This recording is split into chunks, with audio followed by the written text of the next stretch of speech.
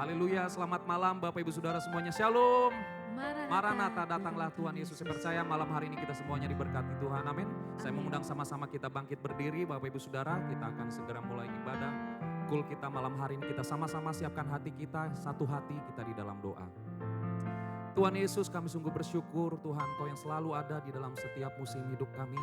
Kami bersyukur Tuhan kami ada di bulan yang baru. Kami bersyukur Tuhan tangan-Mu terus menopang, meneguhkan, menguatkan setiap kami. Sampai hari ini Tuhan kami ada sebagaimana kami ada Tuhan. Semuanya karena anugerah dan kemurahan Tuhan. Terima kasih Tuhan, terima kasih Roh Kudus buat kekuatan kuasa-Mu yang terus menopang setiap kami. Malam hari ini kami datang membawa setiap pujian sembah kami kepadamu ya Tuhan.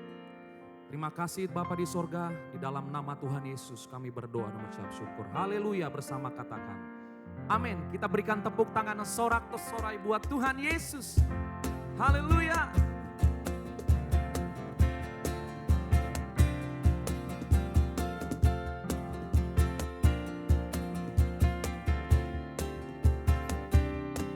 Alangkah indahnya hidup di dalam Tuhan, Dia mencurahkan berkat yang melimpah.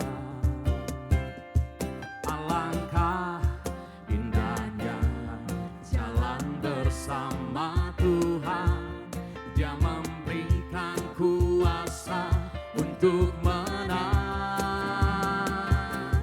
Yesusku dahsyat, ku tak ragu kepadamu. Kau Tuhan yang setia di pihakku. Yesusku dahsyat, tak terbendung kuasa-Mu. Kau yang terhebat, terbesar bagiku. Mari bersama-sama. Alangkah indahnya hidup di dalam Tuhan, Dia mencurahkan berkat yang melimpah.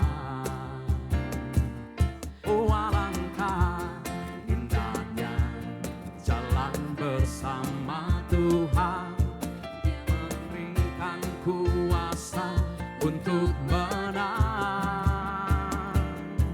Yesusku dahsyat, ku tak ragu kepadamu. Kau Tuhan yang setia di pihakku. Yesusku dahsyat, tak terbendung kuasa-Mu. Kau yang terhebat, terbesar bagiku. Sama-sama. Yesusku dahsyat, ku tak ragu kepadamu. Kau Tuhan yang setia di pihakku. Yesusku dahsyat, tak terbendung kuasa-Mu. Kau yang terhebat, terbesar bagiku.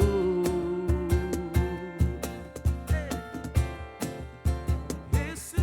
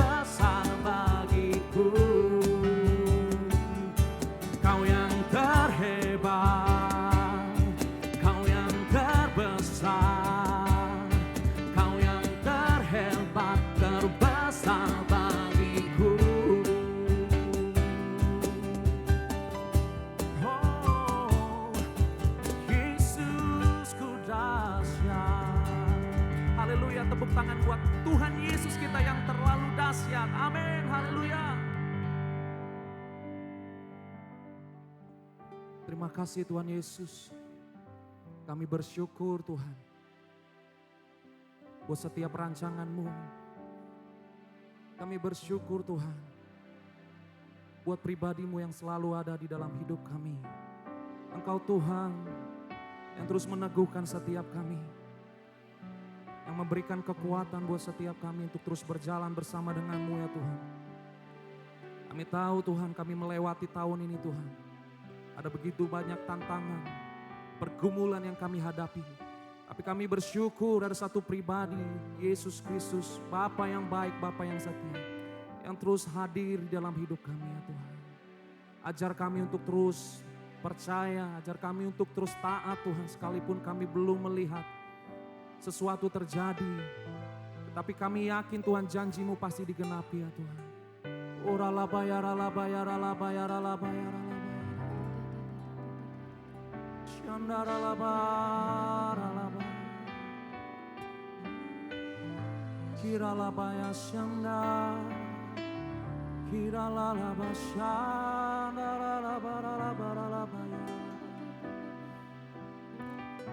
Terima kasih Yesus.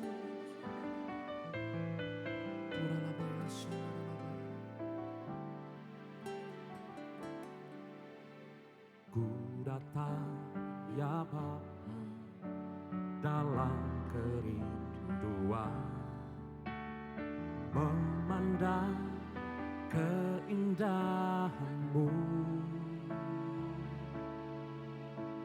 Ku berikan segalanya, semuanya yang ada. Ku ingin menyenangkan hati-Mu, oh Tuhan. Jadikan aku indah yang Kau pandang mulia, seturut karya-Mu di dalam hidupku. Ajarku berharap hanya kepada-Mu, taat dan setia kepada-Mu Tuhan.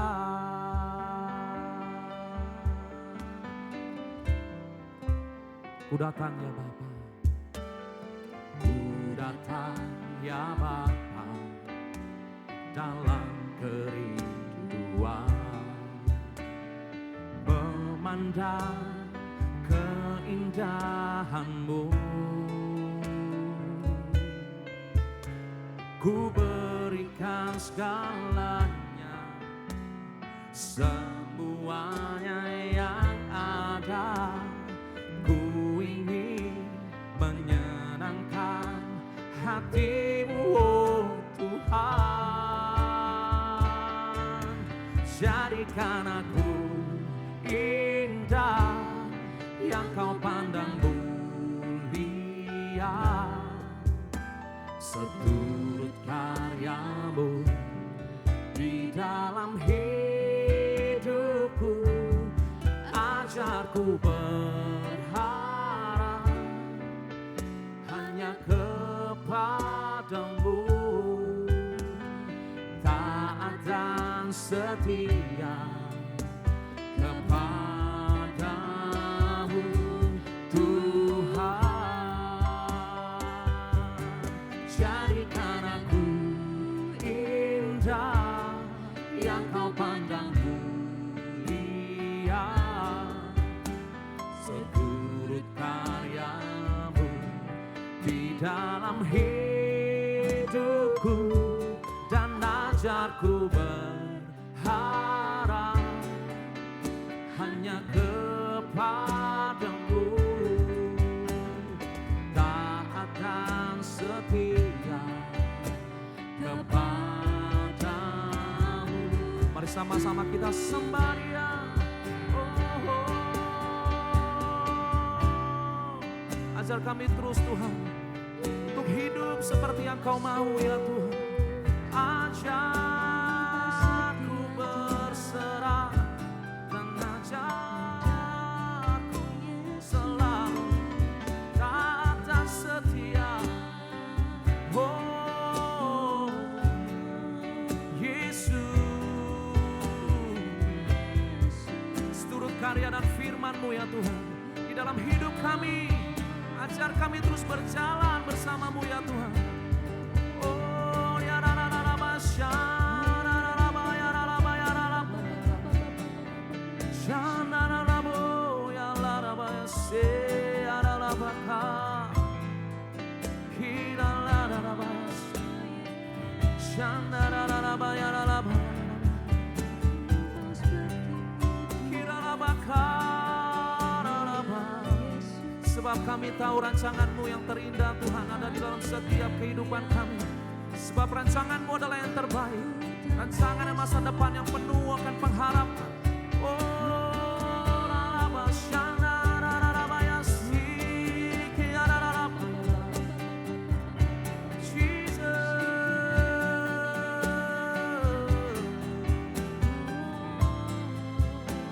Mari bersama-sama Bapak Saudara terus sembah, sembah, sembah, sembah. Oh,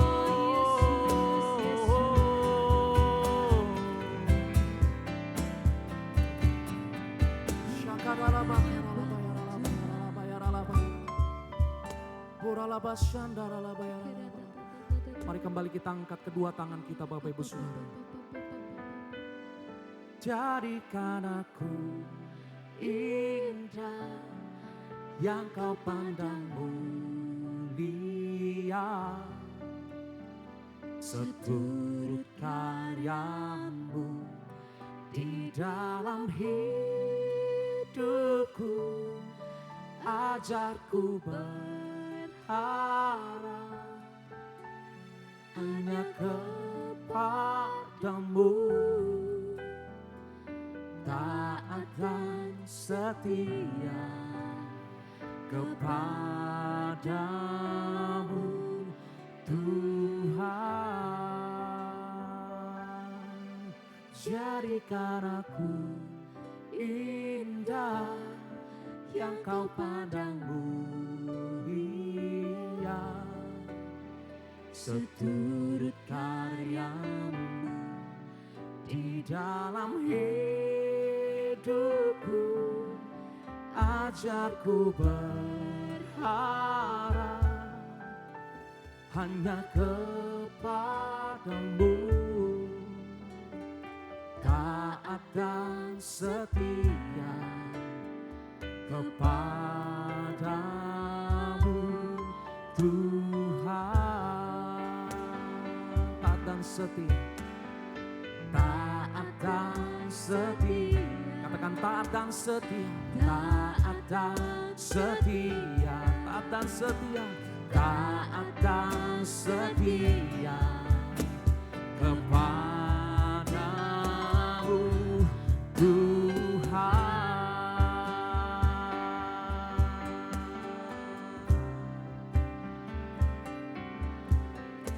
Terima kasih Tuhan, biar Roh-Mu yang menolong setiap kami dan memampukan setiap kami Tuhan untuk menjadi orang-orang yang taat dan setia di dalam segala hal ya Tuhan. Terima kasih Bapa di surga, terima kasih. Ini hati kami, ini hidup kami ya Tuhan. Terima kasih di dalam nama Yesus Tuhan. Haleluya.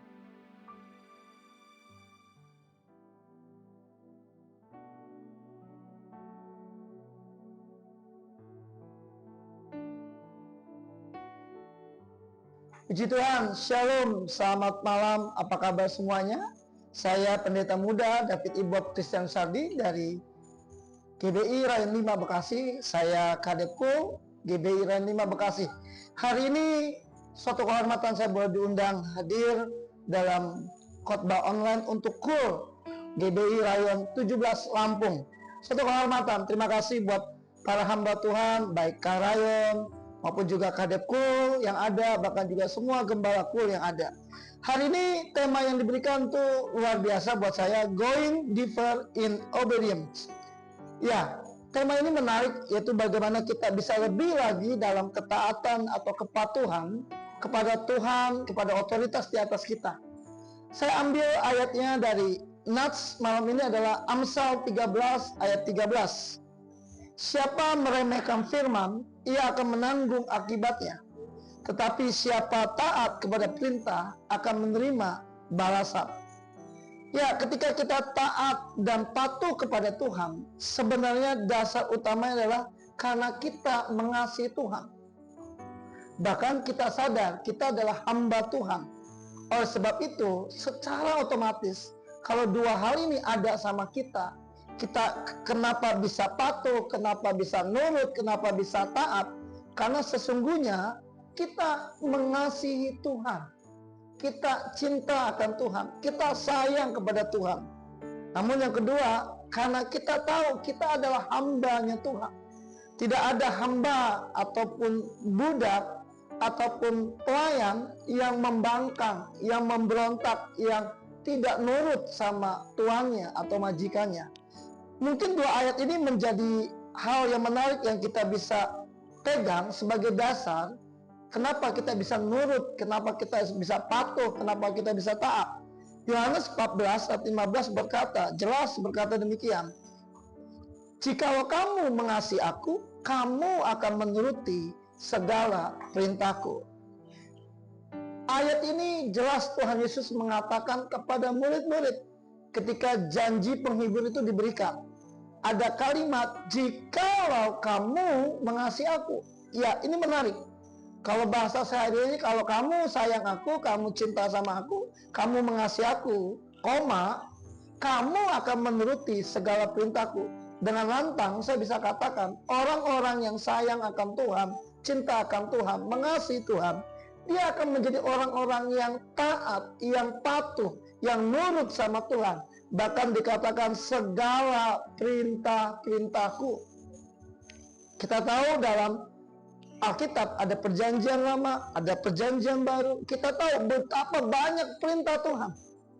Ya, ada 10 hukum yang di dalam perjanjian lama. Itu bisa kita bedah. 4 ayat pertama kepada Tuhan, 6 ayat di bawahnya itu kepada sesama. Akhirnya dalam perjanjian baru kita bisa juga rangkum dalam hukum yang terutama dan hukum yang utama. Mengasihi Tuhan dan juga mengasihi sesama. Ya, cross, vertikal dan horizontal. Mengasihi Tuhan dan mengasihi sesama. Ini hukum yang dimana apakah kita bisa melakukan perintah-perintah ini? Ini penting sekali. Ya, tadi 10 hukum Tuhan itu luar biasa yang kalau kita mau pelajari sungguh-sungguh. Namun ada orang bertanya, kok nggak bisa ya nurut? Kok nggak bisa ya taat? Kok nggak bisa ya melakukannya? Simpel sebenarnya. Apakah kita mengasihi Tuhan, mencintai Tuhan, melayani Tuhan sungguh-sungguh? Ada satu lagu berkata, ku renungkan firman-Mu siang dan malam, ku pegang perintah-Mu dan ku lakukan.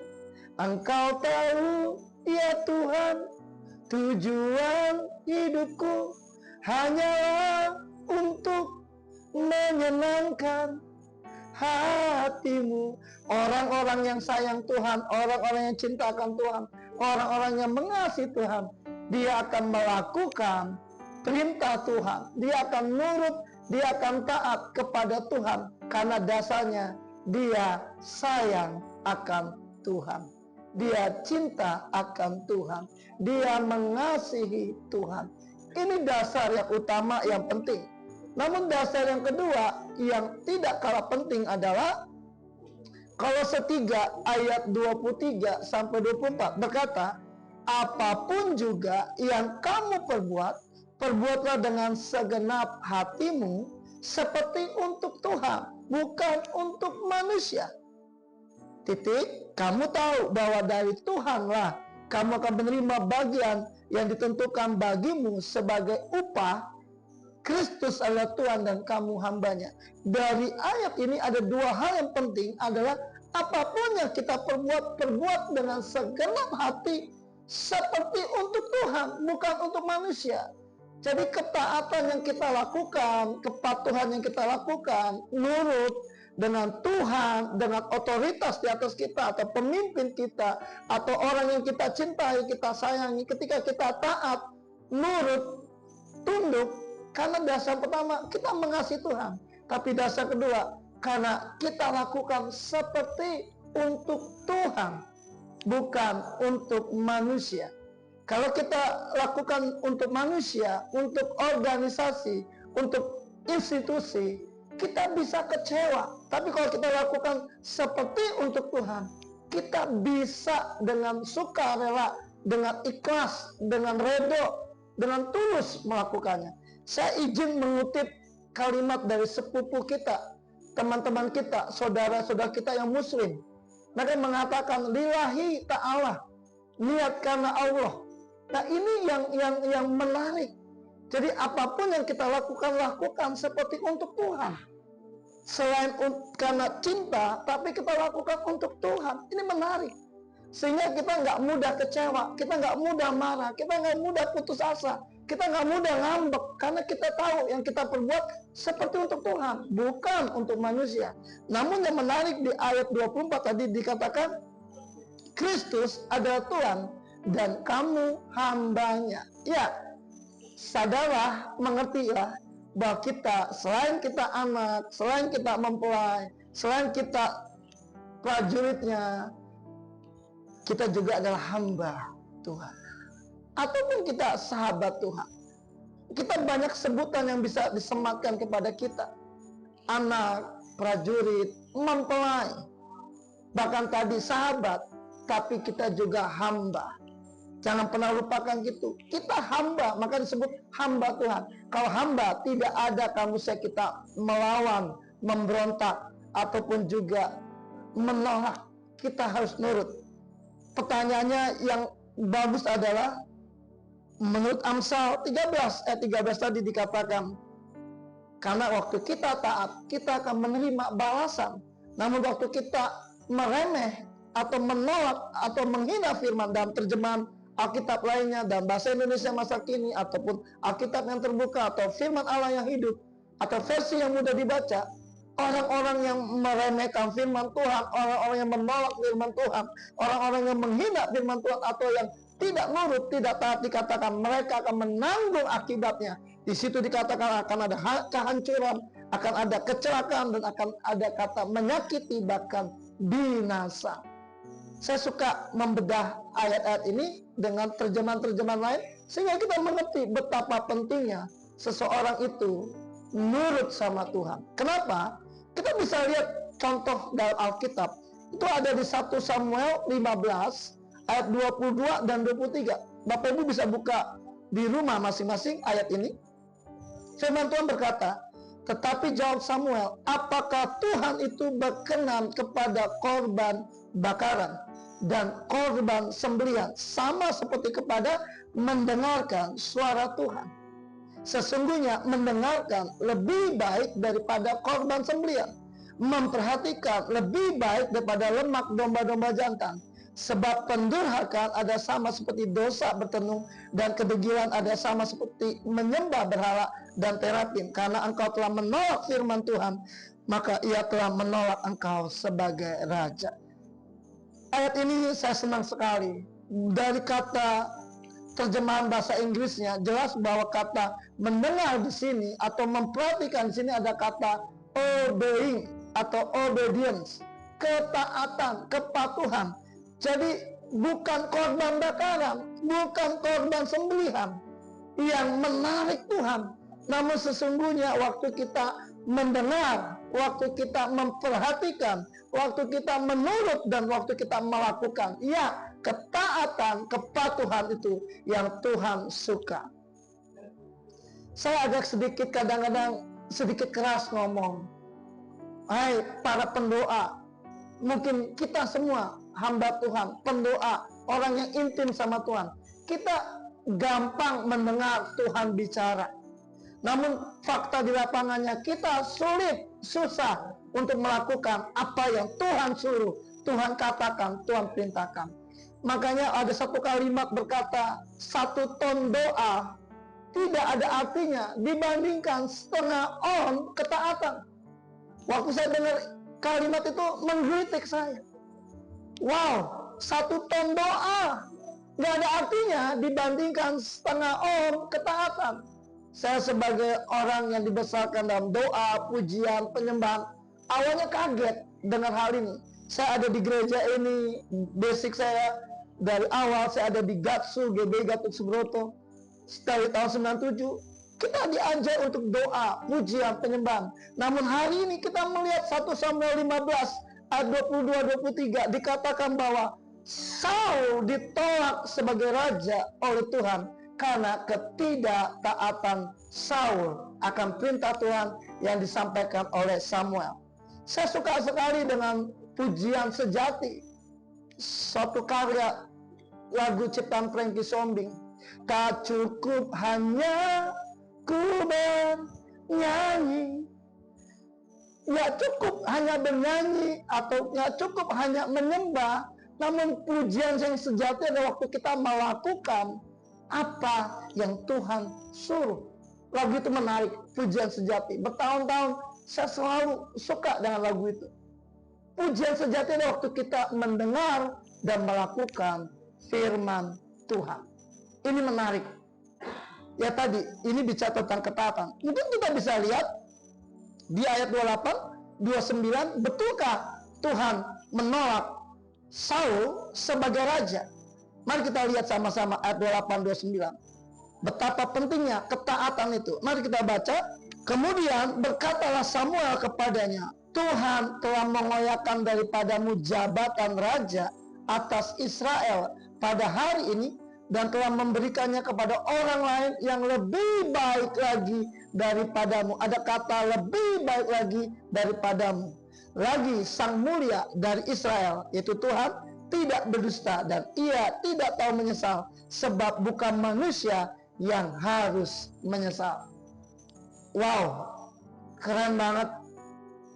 Hari ini kita kembali kepada Nats tadi, Amsal 13 ayat 13. Siapa meremehkan firman, ia akan menanggung akibatnya. Tetapi siapa taat kepada perintah akan menerima balasan. Hati-hati Bapak Ibu, termasuk saya, kita semua, kita nggak boleh meremehkan firman Tuhan.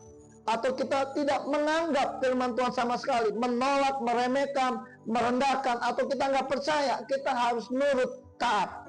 Akhirnya apa yang terjadi? Saul ditolak sebagai raja. Dan Tuhan memilih, dikatakan, memberikan jabatan itu kepada orang lain yang lebih baik daripadamu. Kalimat ini perhatikan, ketika kita nggak nurut, kita nggak taat, apa yang terjadi? Jabatan, posisi, apapun yang ada sama kita, Tuhan bisa kasih kepada orang lain yang lebih baik lagi. Dan kita tahu pengganti Saul adalah Raja Daud, King of David. Raja Daud yang cukup terkenal, termasyhur di Israel. Sampai hari ini pun bendera Israel itu bintang Daud. Kita tahu ini raja besar. Sebelum diteruskan oleh Salomo, kita ngerti hal ini. Kita bisa lihat dalam Kisah Rasul 13 ayat 22. Ini menarik karena ayatnya berkata begini. Setelah Saul disingkirkan, jelas Saul disingkirkan, Allah mengangkat Daud menjadi raja mereka. Tentang Daud, Allah telah menyatakan, aku telah mendapat Daud bin Isai, seorang yang berkenan di hatiku, dan catat baik-baik, yang melakukan segala kehendakku.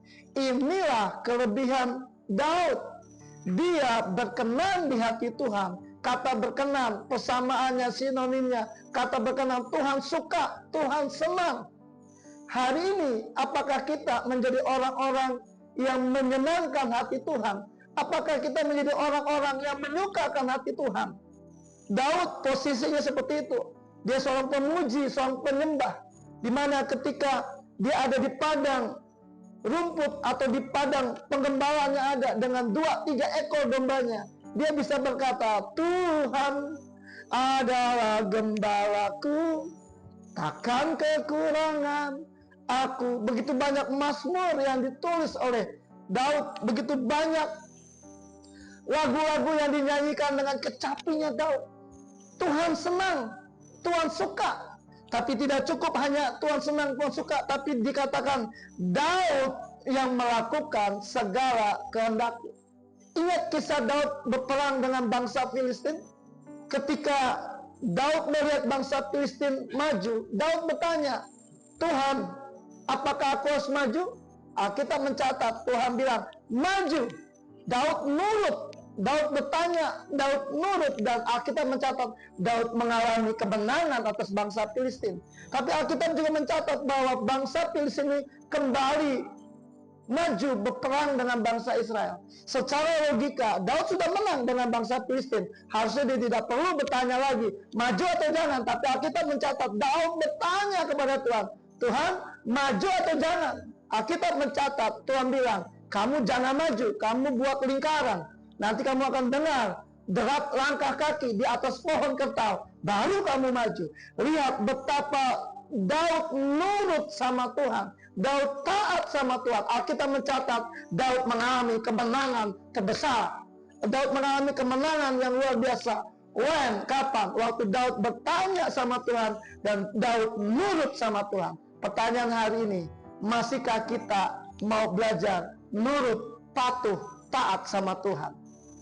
Kita bisa lihat kiri kanan kita. Kita bisa colek. Bilang, apakah Anda masih patuh? Ini nggak bisa main-main. Mungkin Bapak Ibu punya anak, 2, 3, atau berapa anak. Atau 1 anak juga boleh. Tapi anak itu ketika kita suruh. Saya punya 3 anak, 2 putra, 1 putri.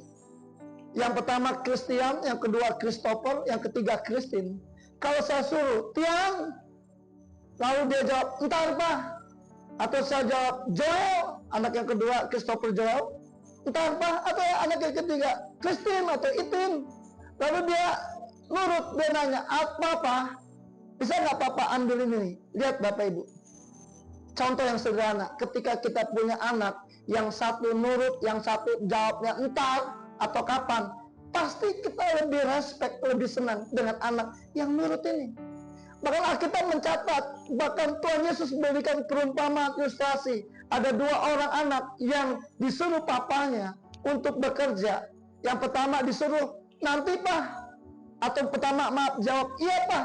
Tapi dia tidak melakukan. Tapi yang kedua, dia bilang, enggak mau Pak. Tapi akhirnya tetap melakukan. Mana yang berkenan? Alkitab mencatat, yang kedua, yang tadinya nolak, tidak melakukan, tapi endingnya tetap dilakukan. Ketaatan itu penting, ketaatan itu mutlak, ketaatan itu harus. Menjadi pertanyaannya, bagaimana kita bisa taat sama Tuhan? Bagaimana kita bisa nurut sama Tuhan?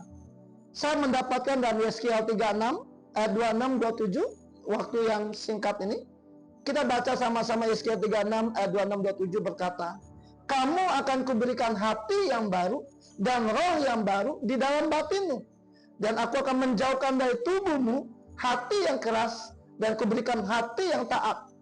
Rohku akan kuberikan diam di dalam batinmu dan aku akan membuat kamu hidup menurut segala ketetapanku dan tetap berpegang pada peraturan-peraturanku dan melakukannya. Iya, dari ayat ini jelas Tuhan katakan kita bisa nurut, kita bisa taat, kita bisa patuh dengan semua aturan-aturan yang Tuhan berikan, dengan semua perintah yang Tuhan berikan. Kita bisa lakukan itu semua. Kapan? Waktu Roh Kudus dicurahkan dalam kehidupan kita. Waktu Roh Kudus itu diaktifasikan dalam kehidupan kita. Waktu kita berjalan, bergaul dengan Roh Kudus. Kita bisa lihat di ayat 25, jelas dikatakan di ayat 25. Di atasnya, aku akan mencurahkan kepadamu air jernih yang akan mentahirkan kamu dari segala kenajisanmu, dari semua berhala-berhalamu, aku akan mentahirkan. Ketika Roh Kudus dicurahkan, segala kenajisan kita, segala hal berhala-berhala kita, itu ditahirkan dari dalam diri kita. Maka kita akan menjadi orang-orang yang taat, yang nurut, yang patuh kepada Tuhan. Demikian firman Tuhan. Betapa pentingnya pribadi Roh Kudus. Maka tadi kalau kita lihat Yohanes 14 ayat 15, kan Tuhan dikatakan janji penghibur. Ayat 15 dimulai dengan jika kamu mengasihi aku, kamu akan menuruti perintah-perintahku. Namun ayat berikutnya itu bicara tentang pekerjaan Roh Kudus. Dia sebagai penolong, sebagai penghibur, pribadi yang menyertai kita. Dia yang akan mengajarkan kita segala sesuatu. Jadi betapa pentingnya korelasi ketaatan dengan Roh Kudus itu jelas sekali. Hari ini kalau kita mau taat, kita mau nurut, kita hidup intim dengan Tuhan, kita bergaul dengan Roh Kudus, hidup berjalan bersama dengan Roh Kudus, kita akan mendengar peka dan kita akan taat melakukannya. Saya akan akhiri, apa sih dampaknya, berkatnya buat kita kalau kita nurut sama Tuhan, taat sama Tuhan. Coba kita buka sama-sama. Yang pertama di Ulangan 28 ayat 1 dan 2 berkata, jika engkau baik-baik mendengarkan suara Tuhan Allahmu dan melakukan dengan setia segala perintahnya yang kusampaikan kepadamu pada hari ini, maka Tuhan Allahmu akan mengangkat engkau di atas segala bangsa di bumi. Segala berkat ini akan datang kepadamu dan menjadi bagianmu jika engkau mendengarkan suara Tuhan Allahmu. Ayat ketiga sampai 14, diberkatilah, diberkatilah, diberkati. Berapa banyak yang mau dipromosikan Tuhan? Berapa banyak yang mau diberkati Tuhan? Nggak ada cara lain. Tuhan cuma bilang, jika engkau baik-baik mendengarkan dan melakukan dengan setia. Apa? Perintahnya. Hari ini nggak ada cara lain. Ketika kita taat, patuh, nurut kepada Tuhan, kepada otoritas di atas kita, kepada pemimpin, bahkan kepada orang yang kita kasihi, kita cintai. Mungkin istri kepada suaminya, suami kepada orang yang dikasihi, yaitu istrinya, bahkan kepada anak-anak, kepada orang tua. Waktu kita taat, nurut, patuh, di situ ada berkat Tuhan dicurahkan kepada kita. Jangan pernah kaget kenapa orang-orang itu dipromosikan. Orang-orang itu dipromosikan adalah orang-orang yang rendah hati, orang-orang yang nurut, orang-orang yang patuh, pasti dipromosikan. Tadi saya baru selesai podcast dengan seseorang, jabatannya cukup tinggi, tapi tadi karena rendah hati, ya Tuhan pantas angkat dia. Saya selalu lihat orang besar itu adalah orang-orang yang rendah hati. Kita nggak akan pernah menjadi besar, kita nggak pernah menjadi hebat kalau kita sombong. Kita harus belajar rendah hati, karena Yesus berkata, belajarlah kepadaku karena aku lemah lembut dan rendah hati. Ini penting buat kita semua. Tetap jaga kerendahan hati kita, tetap jaga kelembutan hati kita dengan kita nurut, patuh sama Tuhan. Yang kedua, kita bisa lihat kebenaran ini dalam Efesus 6 ayat 1-3. Dikatakan, hai anak-anak, taatilah orang tuamu di dalam Tuhan, karena haruslah demikian. Hormatilah ayahmu dan ibumu. Ini adalah suatu perintah yang penting, seperti yang nyata dari janji ini. Supaya apa?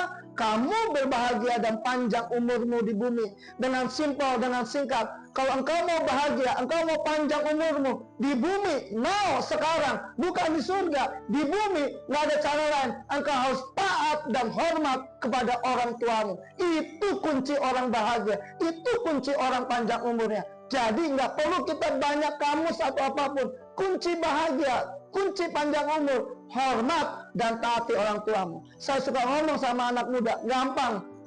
Kamu cepat mati, gampang. Kalau mau hidupmu sukses, lawan aja orang tuamu. Lawan aja orang tuamu. Nggak hormat sama orang tua, selesai hidup lu. Bahasa anak muda, kelar hidup lu. Hari ini saya dengan lantang, saya bisa melihat orang-orang yang sayang sama papa, sama mama, nurut sama papa, sama mama, pasti hidupnya diberkati Tuhan. Karena sesuai firman Tuhan, orang yang hormat, yang taat sama orang tua, hidupnya bahagia dan panjang umurnya. Saya bersyukur, Tuhan izinkan saya bisa melayani mama saya. Saya bersyukur, saya bisa memberkati mama saya, walaupun kami beda keyakinan. Papa Kristen, mama Muslim.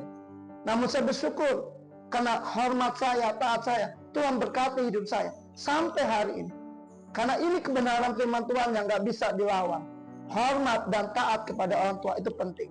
Namun yang ketiga, yang menarik adalah di Matius 7 ayat 21. Berkata demikian, bukan setiap orang yang berseru kepadaku, Tuhan, Tuhan, akan masuk dalam kerajaan sorga, melainkan dia yang melakukan kehendak Bapakku yang di sorga. Jangan pernah lupa ayat ini. Bukan orang yang berseru Tuhan, Tuhan yang masuk masuk ke dalam kerajaan surga, tapi mereka yang melakukan atau yang nurut atau yang taat dengan apa yang Tuhan mau.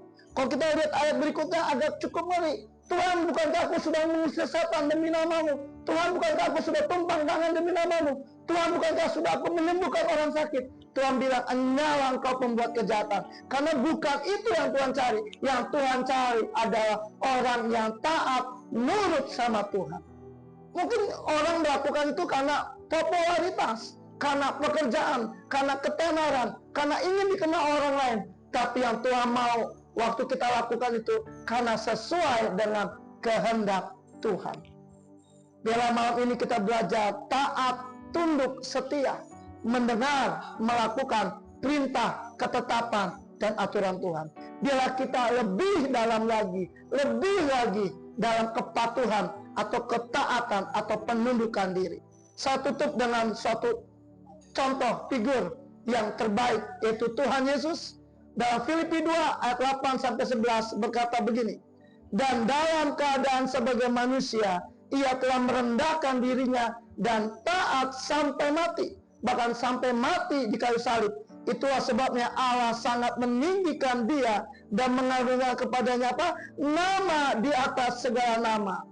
Bayangin, karena ketaatan Yesus Kristus Tuhan kepada Bapa di surga, kepada Allah, dia dikaruniakan nama di atas segala nama. Kapan dia taat? Sebagai manusia 100% dia taat. Waktu dia mati di atas kayu salib. Ingat, waktu di Taman Getsemani dia berkata, Tuhan, Bapa, kalau boleh dikatakan, lalukan cawan ini. Tapi bukan kehendakku, tapi kehendakmu. Itu yang bukti dari ketaatan Yesus Kristus Tuhan. Maka diberikan nama di atas segala nama. Supaya apa? Supaya dalam nama Yesus bertekuk lutut segala yang ada di langit dan yang ada di atas bumi dan yang ada di bawah bumi, dan segala lidah mengaku Yesus Kristus adalah Tuhan bagi kemuliaan Allah Bapa. Demikian firman Tuhan malam ini boleh menjadi berkat buat Bapak Ibu semua. Mari kita tundukkan kepala. Tuhan, terima kasih. Berikan kami Roh Kudus sebagai penolong penghibur yang mengajarkan kami untuk kami belajar taat, tunduk, dan setia. Kami melakukan apa yang Tuhan kehendaki dalam kehidupan kami. Kami menjadi anak-anak yang nurut, anak-anak yang taat, anak-anak yang patuh di dalam kebenaran firman Tuhan, di dalam otoritas Tuhan yang ada di atas kami. Di dalam nama Tuhan Yesus kami sudah berdoa mengucap syukur. Yang percaya sama katakan amin. Tuhan Yesus memberkati. Bye-bye. Saudara, mari kita persiapkan persembahan kita. Kita mau membawa persembahan kita kepada Tuhan. Kita bisa membawa persembahan kita dengan cara elektronik, men-scan QR code atau melakukan transfer melalui mobile banking. Atau saudara bisa membawa persembahan saudara dengan memasukkannya ke dalam amplop, lalu membawanya ke gereja, memasukkan ke dalam kotak persembahan yang ada di gereja. Kalau sudah siap, saya undang kita semua untuk bangkit berdiri dan kita angkat persembahan kita dan kita berdoa. Bapa di surga, kami mau membawa persembahan kami kepada Tuhan. Dan biarlah kiranya Tuhan Engkau memberkati persembahan kami ini untuk pekerjaan kerajaan Allah. Hamba-Mu berdoa, biarlah kiranya Engkau memberkati setiap tangan-tangan yang memberi. Seberapapun yang mereka tabur, Kau lipat kali gandakan itu. Berkati umat-Mu dengan berkat yang baru, mujizat yang baru. Di dalam nama Tuhan Yesus, kami mengucap syukur dan berdoa. Amin. Saudara, setelah kita memberikan persembahan, mari bersama-sama kita mengangkat tangan kita dan membuka hati kita, dan kita akan tutup dengan doa berkat. Terimalah berkat yang berlimpah-limpah dari Allah Bapa di surga, kasih karunia di dalam anaknya yang tunggal Tuhan Yesus Kristus, serta persekutuan manis di dalam Roh Kudus, menyertai kita semua mulai hari ini, bahkan sampai selama-lamanya. Di dalam nama Yesus, bersama-sama kita katakan, amin. Tuhan Yesus memberkati kita semua.